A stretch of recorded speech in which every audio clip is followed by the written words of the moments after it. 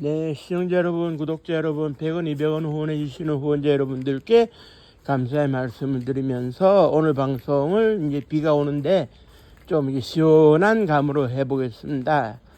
지난번 21대 대통령 선거에서 그런 그 여러 주요 남자 후보들이 뭐 다 남자였습니다만은 군대를 안 간 것으로 해가지고 이제 얘기가 좀 있었는데요. 조금 소개를 하면은 이준석 후보가 산업기능요원으로서 군대를 안 갔다라는 점, 그리고 이제 그 권영국 후보와 그 김문수 후보가 그 징역살이를 해가지고 민주화운동, 노동운동 징역살이를 해가지고 군대를 안 갔다 이렇게 드러났는데, 과거에는 그랬습니다. 이 뭐냐면 뭐 민주화운동을 한다, 노동운동을 한다, 괘씸하게 생각해서 징역을 적당히 한 1년 이제 살리고 군대를 가서 고생을 하도록 했어요. 뭐 이제 녹화 사업도 그렇지만, 그러던 것이 중범죄를 저질렀다고 하면은 이제 그 군대를 안 가고 그 징역형을 한 2년 3년씩 살았는데요. 여기에서 이제 그 이재명 그 대통령 후보가 그 장애를 입어가지고 군대를 안 갔다. 그래서 이제 내 후보의 이제 병역 문제는 깔끔해진 거 아니냐 하겠지만, 여기서 한 가지 우리가 살펴볼 것은 과거에 장애가 있었는데도 군대를 갔다는 사람들이 있어요.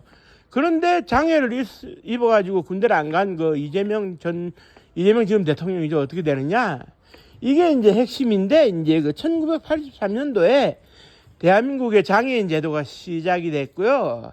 그래서 이제 그 이제 장애 등급 판정을 받아가지고 이재명 대통령이 군대를 안 간 건데, 이거는 어쩌면 행운일 수 있어요. 이게 무슨 얘기냐면, 우리나라의 이제 그 법에 이제 그런 법 제정, 그러니까 이제 여러 가지 이제 근로기준법부터 해서 장애인 제도부터 해가지고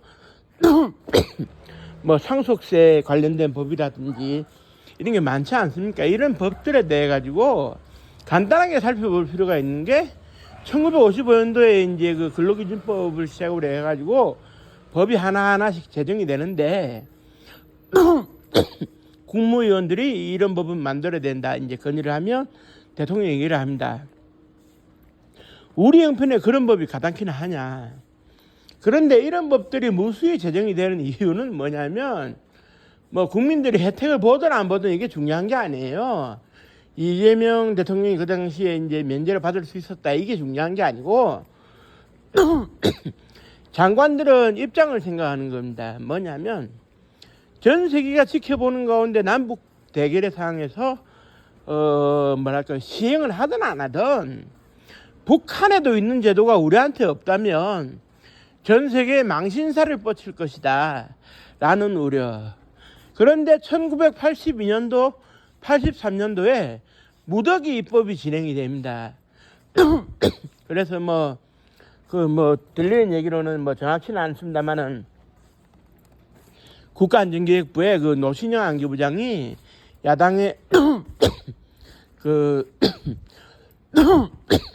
뭐 돼지족발을 쌌다, 뭐 이런 얘기들이 많이 있었어요. 그러니까 돼지족발이라고 하는 것은 그 당시에 그런 그 정치 자금을 뭐 얘기를 하는 건데, 돼지의 발이 뭐 5개다 뭐 이런 식으로 해가지고 뭐 한 50만 원 준다 뭐 이런 식으로 이제 얘기가 있었는데, 야당 의원들을 충동질해가면서까지 입법을 했는데, 장애인 제도 입법도 마찬가지였어요. 그건 무슨 얘기냐? 장관들이 이러이러한 제도를 법으로 만들어야 됩니다. 그래 이제 전두환 대통령이 지금 당신들 제정신이냐? 우리 형편에 그 말이 되느냐? 말도 안 되는 소리 집어치우라고 화를 내는데 장관들이 설득을 하는 겁니다. 우리가 86 아시안게임과 88 올림픽을 앞두고 있다. 그래 전두환 대통령이 이제 그것과 뭐 법은 무슨 상관이 있다고 그러냐 이러니까네, 시행을 하든 안 하든 북한에도 있는 제도인데 우리가 없다면 전 세계에 망신살이 뻗치는 것밖에 더 있겠느냐. 86 아시안게임 때 서울로 오고 88 서울올림픽 때 서울로 오는 외국인 선수들이나 이제 임원들이 봤을 때 한국에 이런 법이 있느냐라고 했을 때 없다고 한다면 전 세계 경제 강국으로 우뚝 서가지고 이제 개발도상국에서 좀 더 나아가는 입장에서 망신살이 뻗칠 것 당연한 거 아니겠습니까? 한국에는 가보니까 장애인 제도도 없더라. 이래 되면 망신살이 뻗치는 거죠. 그러니까 어떻게 되겠습니까? 시행을 하든 안 하든 법 자체를 만들어 놓고 봐야 된다. 그래서 소위 그때 당시에 그 새로운 법이 제정이 되면서 얻어 걸린 사람들이 많았어요. 뜻하지 않게. 그러니까 그 이전에 이제 예를 들어서 병무 신체 검사를 받는 사람들은 장애인 제도가 없기 때문에 장애 진단 판정을 해줄 수는 없죠. 몸에 이상이 있다고 의사가 판단을 해도 장애 진단 자체는 등급이 나오지가 않았어요. 장애인 제도 자체가 없었기 때문에.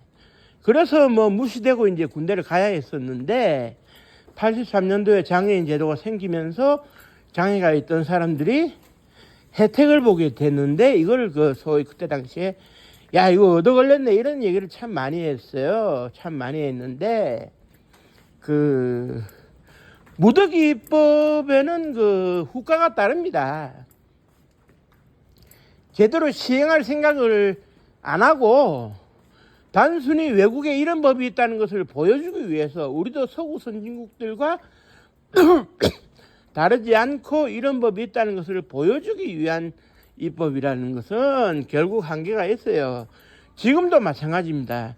전 세계에 있는 법 우리는 없다 이러면 말이 안 되기 때문에 만드는 법들이 많거든요. 돈 낭비, 인력 낭비, 행정력 낭비, 세금 낭비일 수 있는데요. 국가가 언제까지 보여주기식만 할 수는 없지 않습니까? 우리 실정에는 이런 법이 안 된다라고 이제 과감하게 얘기를 할 수도 있어야 되는데 전 세계에 보여지는 게 부끄러우니까 이런 법을 만든다. 이건 아닌 거 아니겠습니까? 그래 그 지금도 뭐 눈에 보이기 위한 과도한 입법은 계속되고 있는데요. 이러한 입법 경쟁이 언제까지 갈지는 알 수가 없겠습니다만은 국회가 좀 더 자성해야 됩니다. 전 세계에 비춰봤을 때 꼭 필요한 법은 이제 제정을 해야 되겠지만 보여주기식으로 불필요한 법까지 제정한다는 것은 모든 게 낭비이거든요. 그렇기 때문에라도 입법을 하는 사람들이 좀 더 국민의 의견을 반영해가지고 진짜 필요한 입법을 위주로 해가지고 국가가 조금 이렇게 마이너스가 되는 일이 없어야 될 텐데 그 지금 새 정부에서는 그래서 비효율적인 건 없애고 효율적인 것만 남기겠다고 하니까 조금 우리가 지켜봐야 될 것 같은데요.